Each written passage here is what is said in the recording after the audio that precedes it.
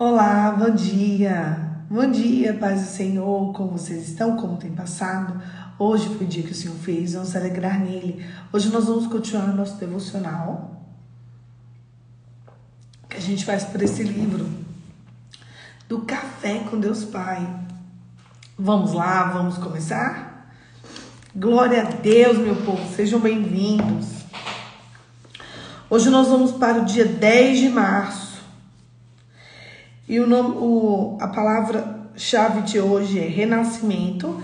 E o nosso texto, ele está lá em Marcos 12. Vou pegar aqui o texto bíblico. Vamos lá, vamos começar? Marcos capítulo 12. Glória a Deus. Deixa eu me ajeitar aqui. Marcos 12 fala sobre a parábola dos lavradores maus. Depois, Jesus começou a falar-lhes por parábolas.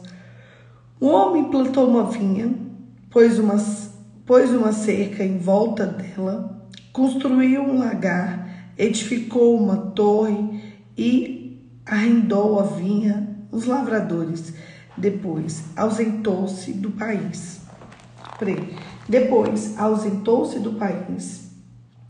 No tempo da colheita, mandou um servo para que recebesse dos lavradores da sua parte, o fruto da sua vinha. Mas os lavradores o agarraram, espancaram e despacharam de mãos vazias.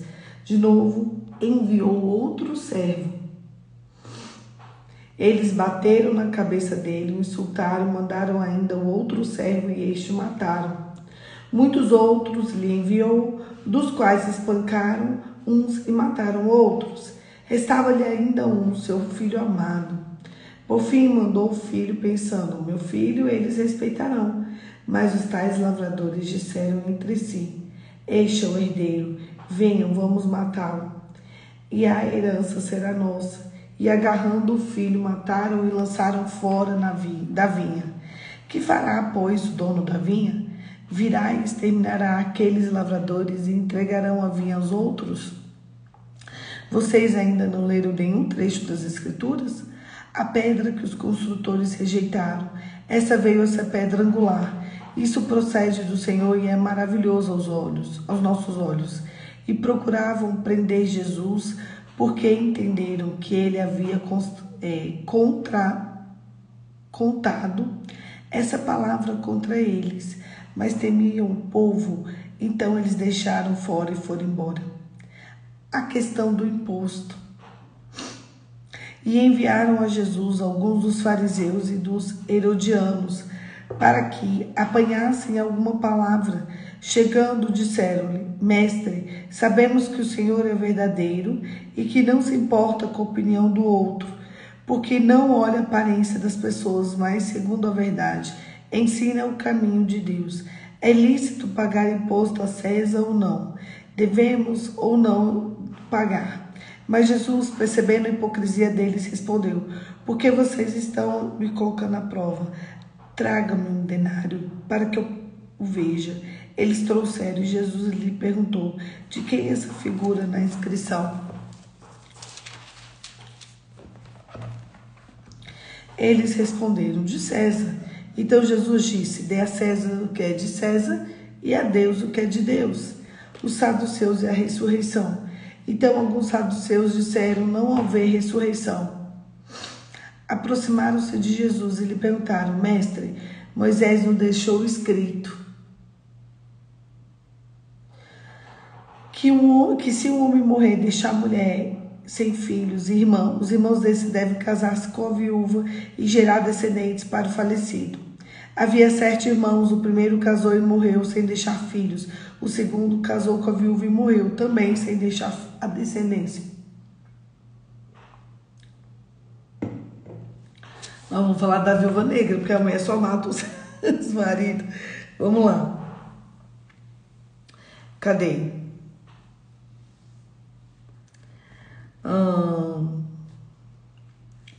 O segundo morreu e deixou sem deixar descendência, o terceiro da mesma forma, e assim os 7 não deixaram descendências. Por fim, depois de todos, morreu também a mulher. Na ressurreição, quando ressuscitarem, de qual deles será a esposa? Porque os 7 se casaram com ela. Jesus respondeu: será que o erro de vocês não está de fato de não reconhecer as Escrituras, nem o poder de Deus? Pois quando ressuscitarem dentre os mortos, nem casarão, nem se darão em casamento, mas serão como os anjos no céu. Quanto aos mortos, que eles de fato ressuscitem, vocês nunca leram no livro de Moisés, no trecho referente à sarça, como Deus lhe falou: eu sou o Deus de Abraão, Deus de Isaac, Deus de Jacó. Ele não é Deus de mortos, mas sim de vivos. Vocês estão completamente enganados. O grande mandamento. Chegando dos escribas, que ouviu a discussão entre eles, viu que Jesus tinha dado uma boa resposta e perguntou-lhe: qual é o principal de todos os mandamentos? Jesus respondeu: o principal é: escute, Israel, escute o nosso Deus. Ele é o único Senhor. Ame o Senhor teu Deus de todo o teu coração, de toda a tua alma, de todo o teu entendimento e com toda a sua força. O segundo é: ame o seu próximo como a si mesmo. Não há outro mandamento maior que estes. Então o escriba disse: muito bem, mestre. Com verdade o Senhor diz que Ele é o único, que não há outro além dele, e que amar a Deus de todo o coração e de todo o entendimento e com toda a força, e amar o próximo como a si mesmo, mais do que todos os holocaustos e sacrifícios. Vendo Jesus que o escriba havia respondido sabiamente, declarou-lhe: você não está longe do reino de Deus. E ninguém mais ousava fazer perguntas a Jesus, o Cristo, filho de Davi. Jesus, ensinando o templo, perguntou: como dizem os escribas que Cristo, filho de Davi, se o próprio Davi falou pelo Espírito Santo? Disse o Senhor, o meu Senhor: senta-se à minha direita, até que eu ponha os seus inimigos debaixo dos seus pés. O próprio Davi chama Cristo de Senhor. Então, como pode ser filho de Davi? E a grande multidão ouvia com prazer. Jesus censura os escribas.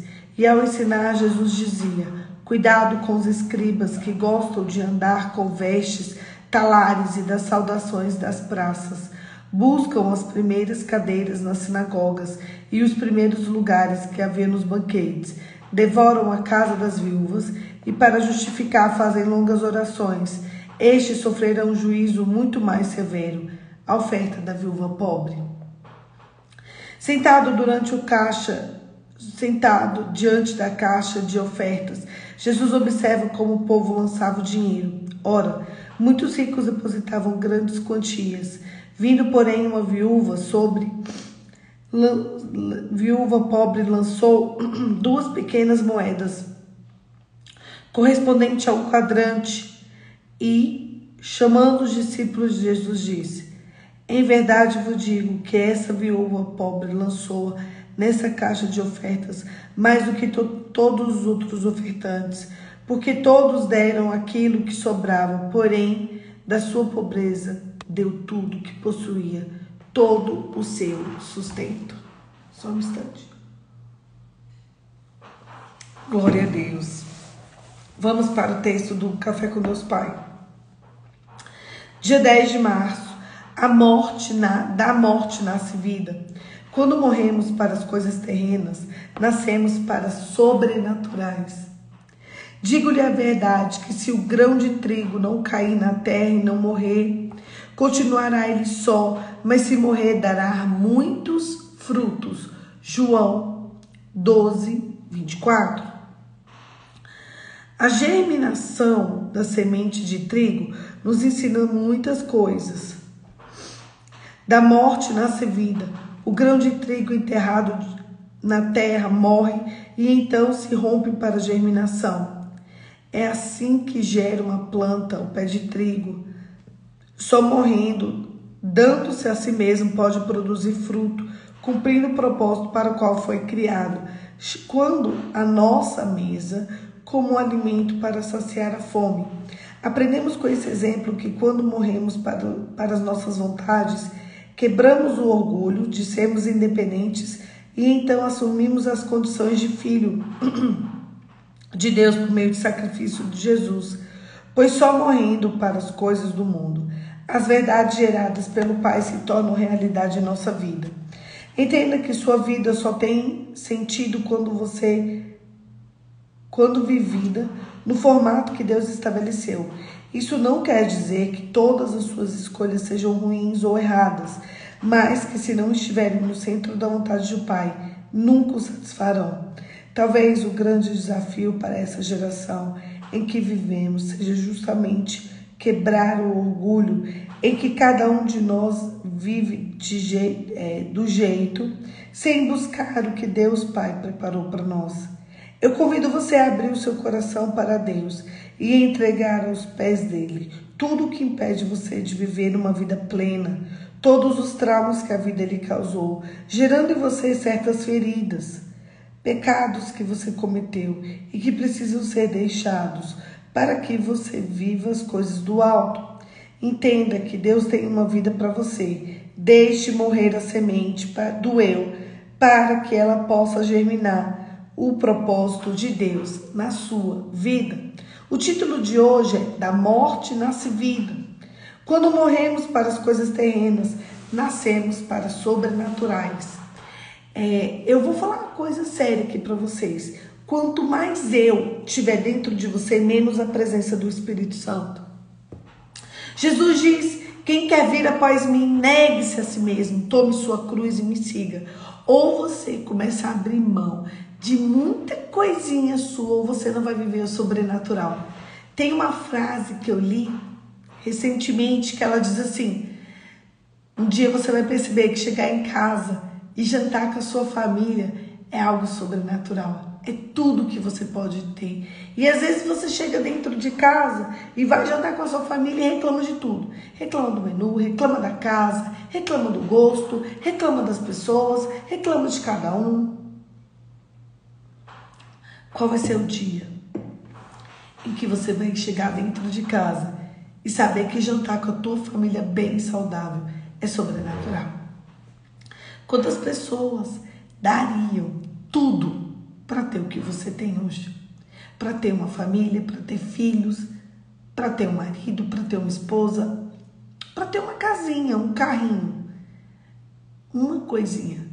Tantas pessoas hoje. Tem gente que está vivendo coisa que nem acredita que está vivendo. Tem gente que está pisando em um lugar que nem acredita que está pisando. Eu estou falando das enchentes. As enchentes do Rio Grande do Sul. Aí você fala: não aguento mais escutar. Não, eles estão vivendo no caos. No caos.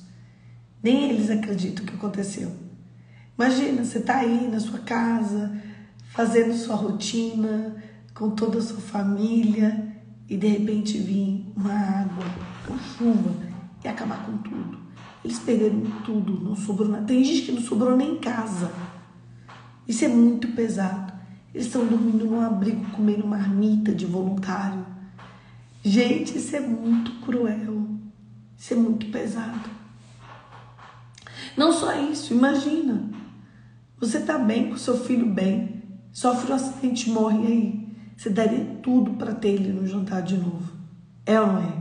Então, eu acredito, na verdade, que eu e você precisamos começar a ser gratos. Começar a olhar para tudo de forma sobrenatural. Começar a olhar para a tua rotina, para o teu dia a dia, para o simples. Não com um olhar ruim, não com um olhar cansativo, mas olhando e sabendo: isso é sobrenatural, eu tenho tudo isso. A maior riqueza que você pode ter não é nem o seu dinheiro, é o coração das pessoas.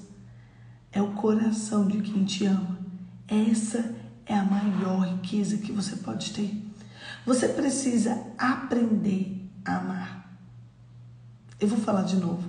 Eu e você, na verdade, precisamos aprender a amar, porque é ali que vai estar a nossa resposta. Começa a fazer coisas simples. Começa a fazer um café da manhã diferente. Começa a fazer um jantar gostoso. Começa a servir com amor. Começa a chamar o Espírito Santo para a tua casa. E eu tenho certeza que a história da sua família vai mudar. completamente só porque você mudou. Feche seus olhos e vamos orar. Pai, em nome de Jesus, nos ensine a ser gratos. Até a gratidão vem do céu, porque se depender de nós somos filhos completamente ingratos. Nos ajude, nos aliancie a Tua palavra e nos leve ao caminho da salvação. Em nome de Jesus. Amém. Amém? Um beijo, Deus te abençoe e até amanhã. Amanhã, 5h45, eu tô aqui pra gente continuar esse devocional. Que ele é meu, ele é seu, ele é nosso, mas ele é de Jesus. E é por causa de Cristo que eu e você estamos aqui todos os dias. Um beijo, Deus te abençoe e até amanhã, se Deus quiser.